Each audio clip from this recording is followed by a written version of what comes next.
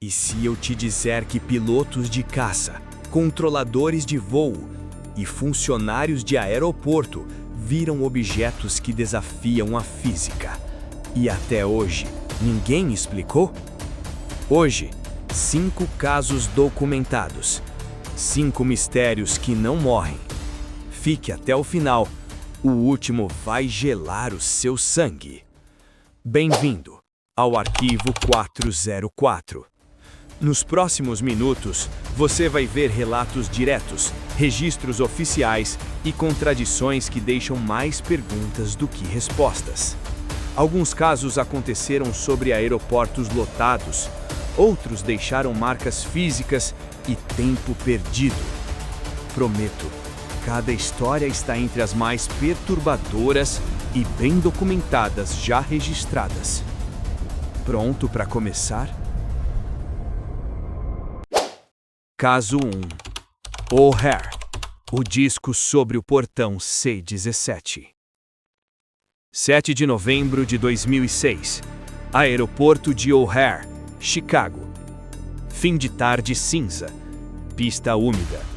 Um funcionário de rampa olha para cima e congela.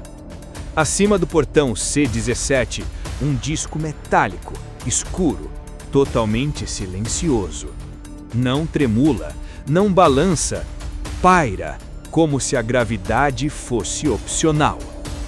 Em minutos, mecânicos, pilotos e supervisores estão do lado de fora apontando para o céu.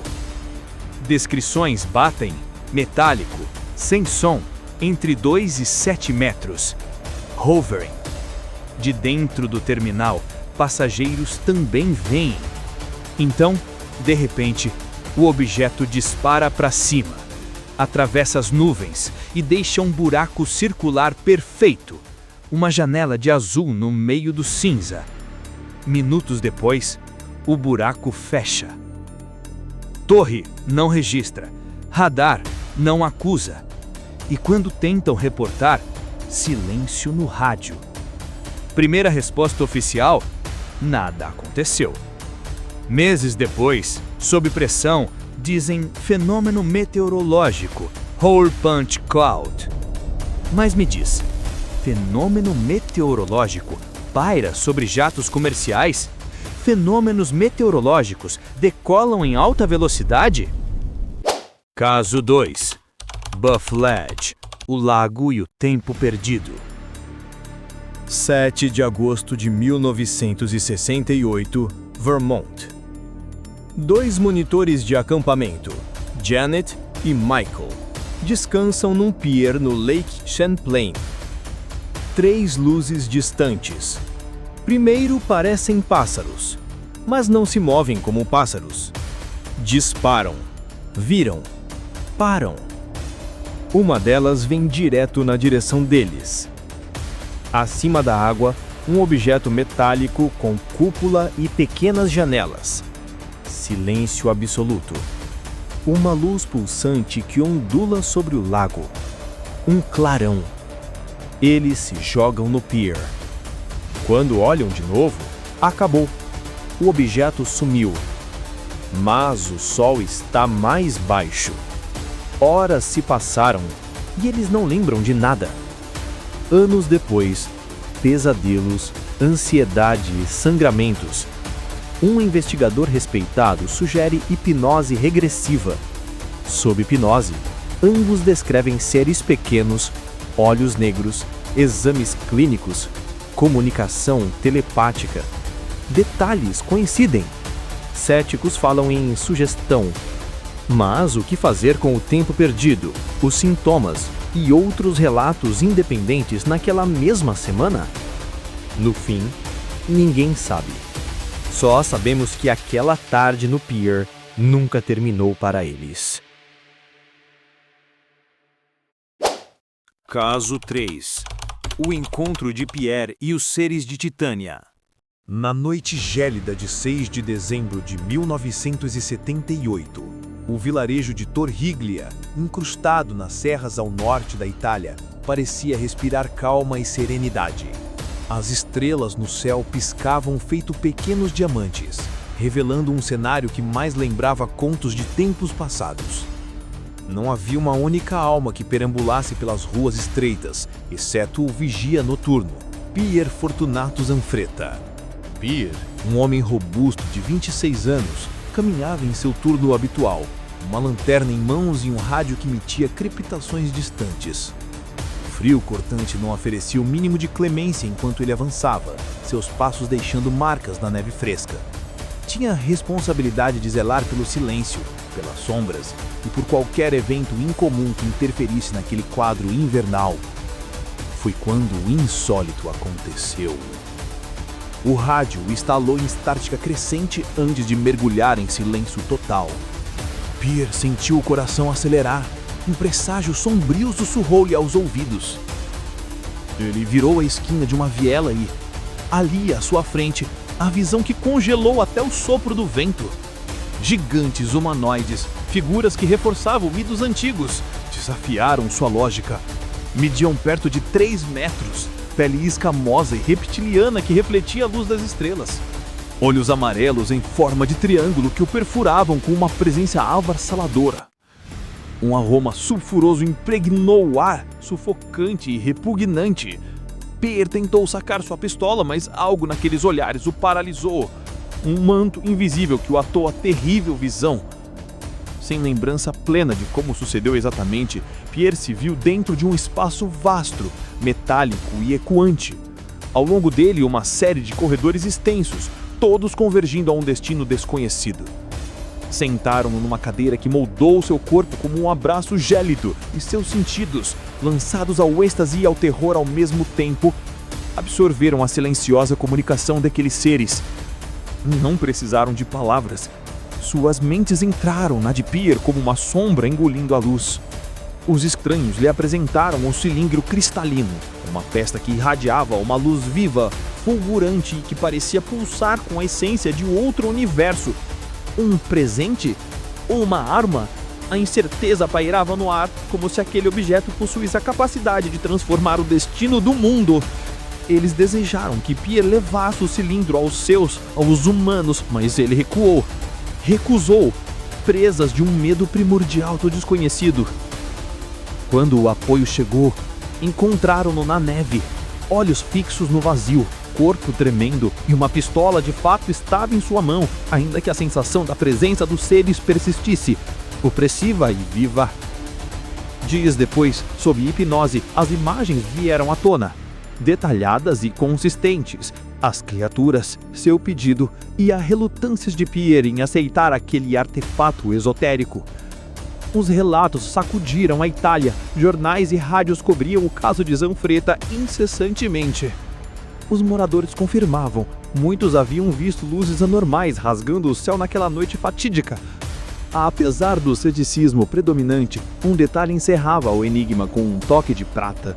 Uma esfera metálica que Pier supostamente entregara às autoridades.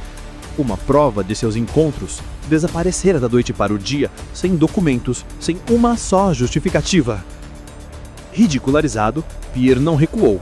Sua história permaneceu a mesma, e como uma sombra no inverno, continuou a assombrar aqueles que cruzaram seu caminho. Um lembrete de que no vasto céu estrelado, nem tudo é o que parece. E no silêncio de Turídia, nas noites mais escuras, alguns dizem ouvir o eco longínquo de estática, como se Pier e os mistérios de Titânia jamais tivessem saído dali realmente, prontos para retornar. Caso 4. Mistérios no céu. Encontros no USS Roosevelt. Em uma noite sem lua, em meados de 2014, o porta-aviões USS Theodore Roosevelt navegava em águas agitadas do Atlântico.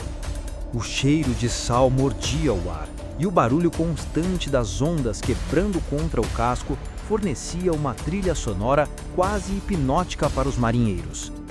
O convés, iluminado e esparsamente, projetava sombras alongadas e distorcidas. Lá embaixo, nos corredores do navio, o eco de passos apressados ressoava, cortando o silêncio inquietante. Na ponte de comando, o ambiente estava tenso. Os olhos dos oficiais fixavam-se nos monitores. Pilotos veteranos, acostumados com rotas de voo e operações arriscadas, agora se viam lançados num enigma desalentador. Eles testemunhavam, dia após dia, a presença de objetos misteriosos nos céus acima, manifestações que desafiavam as leis físicas que conheciam. Os relatórios eram unânimes, descrevendo um fenômeno bizarro. Um cubo envolto numa esfera transparente, movimentando-se em velocidades impossíveis e realizando manobras que a aeronave mais sofisticada jamais poderia imitar. O cheiro de óleo queimado misturava-se ao medo contido, enquanto as luzes do radar piscavam freneticamente, sinalizando a presença destes visitantes inexplicáveis. Certa manhã, o tenente Marcos, conhecido por sua calma imperturbável, quase colidiu com um desses objetos durante uma missão de rotina. Ao descer de seu jato, a usual confiança em seus olhos deu lugar a um espanto indescritível. Ele descreveu a cena: o cubo flutuando numa esfera, realizando uma desaceleração abrupta, antes de desaparecer em um piscar de olhos. O suor escorria por sua testa e o seu relato acrescentou-se ao crescente amontoado de relatórios de avistamentos. Ano após ano, os rumores se transformavam em sussurros mais audíveis, alimentados por vídeos de cockpit que eventualmente surgiram na superfície, mostrando objetos realizando feitos impossíveis. Viradas repentinas, subidas vertiginosas e desaparecimentos súbitos. O som abafado dos briefings confidenciais aumentava a atmosfera de mistério e medo. A Marinha acabou por reconhecer a autenticidade dos vídeos, mas a origem destes fenômenos permanecia evasiva. Para os que viviam a bordo do Theodore Roosevelt, o mar deixou de ser o inimigo. O perigo veio do céu, de uma presença que nenhum radar poderia capturar completamente. Nenhum sensor poderia decifrar. Os protocolos mudaram. Agora os pilotos eram incentivados a reportar as aparições sem temor de repreensão ou ridículo. E, enquanto os relatórios continuavam, o Congresso debatia, questionando o que esses fenômenos realmente significavam para a segurança nacional. Mas uma verdade pairava no ar salgado do oceano. Se os sensores captam e nossos pilotos veem, então quem ou o que realmente paira entre nuvens? No final, a essência do mistério talvez resida não no que enxergamos, mas nas perguntas certas que ainda estamos por descobrir. Caso 5. O mistério das luzes de Stephenville. O pôr do sol tingia o horizonte de Stephenville com tons de laranja e púrpura, enquanto os habitantes da pequena cidade texana desfrutavam de mais um dia tranquilo. Mas, naquela noite de janeiro de 2008, o céu reservava um espetáculo aterroador que marcaria a memória de todos. À primeira vista, as luzes que dançavam sobre as colinas a oeste pareciam um show pirotécnico fora de época. Eram gigantescas, pulsantes, e à medida que se alinhavam num arco perfeito, capturavam a atenção dos transeuntes, famílias em suas varandas e policiais em patrulha. O silêncio predominava, até que um feixe luminoso, tão brilhante que forçava os olhos a desviar, rasgou a escuridão e foi seguido por um estrondo ameaçador. Então, como se o céu tivesse se partido, caças F-16 rugiram sobre Stephenville, vibrando o ar e os corações de quem assistia ao fenômeno imóvel. Não foi um ou dois, mas uma esquadrilha completa passando em perseguição ao fenômeno inescrutável. As semanas que se seguiram ficaram marcadas por histórias contraditórias. Primeiro, a Força Aérea dos Estados Unidos negou a presença de qualquer aeronave naquela noite fatídica. Depois, pressionados pelos numerosos relatos que inundaram a mídia e os populares, ajustaram sua versão. Jatos sim, mas estavam em treinamento rotineiro. Um erro de comunicação, alegaram. Embora fosse difícil justificar o esquecimento de quase uma dúzia de jatos rasgando o silêncio noturno de uma cidade tão pequena, para os moradores restava o enigma. O que, afinal, aqueles caças perseguiram sob aquele céu estrelado? A questão pairava como eco distante das turbinas. A cidade de Stephenville jamais esqueceu aquela noite. O mistério tornou-se parte de seu folclore, um assunto de conversa em cada reunião, um conto assombroso para as crianças ao redor da fogueira. As versões oficiais continuavam a não se alinhar, cada uma contradizendo a anterior, alimentando teorias de conspiração e despertando a imaginação coletiva. Contudo, para aqueles que testemunharam a conjunção cósmica de luzes e som, não havia dúvida. O que os céus guardavam naquela noite ainda permanece um dos mistérios mais assombrosos dos tempos modernos. A verdade, como as estrelas sobre Stephenville, parece inacessível, velada por um véu de incerteza e temor primitivo.